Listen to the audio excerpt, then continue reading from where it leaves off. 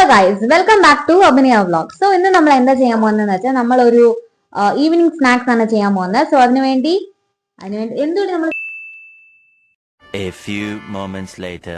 Hello 75 years later.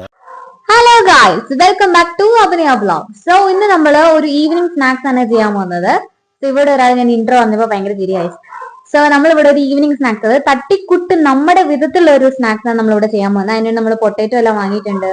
ഇവിടെ ഒരാൾ tomato cut ചെയ്തിരിക്കുന്നു. സോ നമ്മൾ ഇന്ന് ചെയ്യാൻ പോകുന്ന ഒരു സ്നാക്സ് എന്ന് പറയുന്നത് നമ്മുടെ തട്ടിക്കുട്ട് നമ്മളുടെ രീതിയിലുള്ള ഒരു സ്നാക്സ് ആണ് ഇന്ന് ചെയ്യാൻ പോകുന്നത്. So stay tune guys, let's getting into the video. Guys, ഇപ്പൊ നമ്മളിവിടെ എന്തൊക്കെ എടുത്തിരിക്കുന്നത്, നമ്മൾ ഉള്ളി നുരിനൂരണം അരിഞ്ഞതുണ്ട്, പിന്നെ നമ്മൾ ടൊമാറ്റോ എടുത്തിട്ടുണ്ട്, പിന്നെ നമ്മൾ നമ്മുടെ മുളക് എടുത്തിട്ടുണ്ട്, പിന്നെ മല്ലിയില, പിന്നെ മല്ലിയിലയുടെ തണ്ട് നല്ലതാണ് നമ്മൾ ചേർക്കുന്നത്, പിന്നെ ഇഞ്ചി എടുത്തിട്ടുണ്ട്. സോ ഈ ഒരു ഇൻഗ്രീഡിയൻ്റ് ആണ് നമ്മൾ ചെയ്യുന്നത്.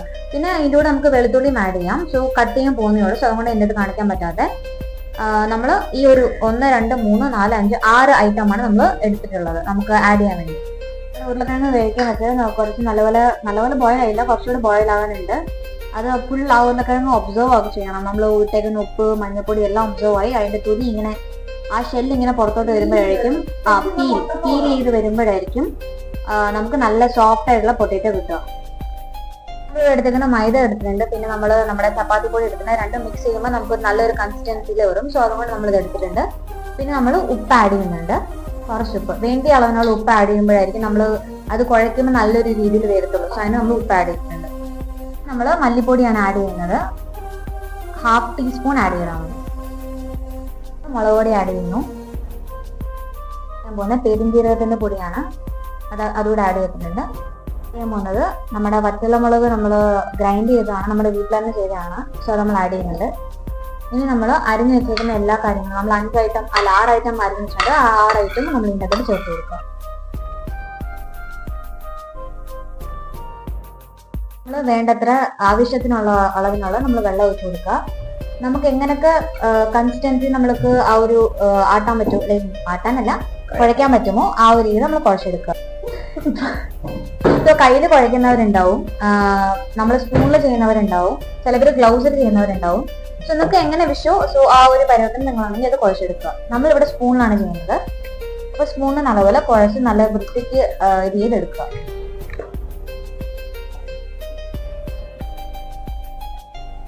ഇതുപോലെ നല്ലൊരു നമ്മൾ ഈ ചപ്പാത്തിക്കൊക്കെ ഉണ്ടാക്കുന്ന മാവ് നമ്മുടെ ഗോതമ്പ് പൊടിയൊക്കെ ഇങ്ങനെ കുഴയ്ക്കുന്നു ആ ഒരു അളവിന് കുഴക്കുക.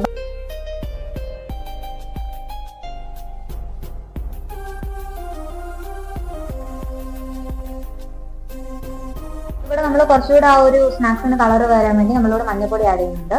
ഫുള്ള നമ്മൾ ആ ഒരു സംഭവം കുഴച്ച് കഴിഞ്ഞിട്ട് നമ്മൾ ഈ ഒരു യെല്ലോ ഇപ്പൊ നമ്മൾ ഉരുളക്കിഴങ്ങ് ഇവിടെ നമ്മൾ വെന്ത് കിട്ടിയിട്ടുണ്ട്. സോ നമ്മൾ വെന്ത് കിട്ടിയ ഉരുളക്കിഴങ്ങാണെങ്കിൽ നമ്മൾ നമ്മുടെ ആ മിക്സിലോട്ട് ചേർക്കാൻ പോവാണ്.